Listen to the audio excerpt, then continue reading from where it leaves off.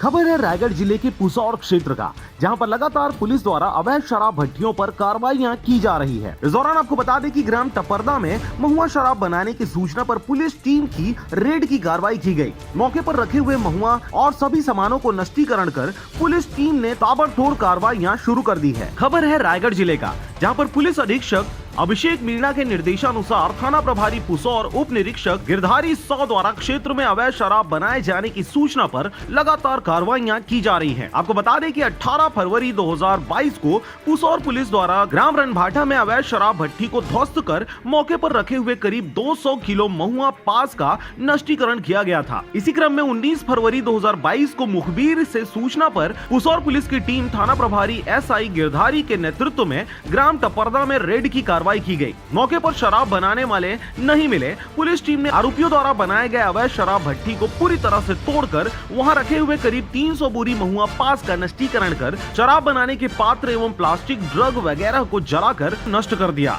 थाना प्रभारी के साथ कार्रवाई में आरक्षक जगमोहन ओगरे, सुरेश सिदार, अमर खुटे, हरिनायक, विक्रम चंद्रा शामिल थे। रायगढ़ से क्राइम ब्यूरो अवध बरेट की रिपोर्ट RJ रमझाझर।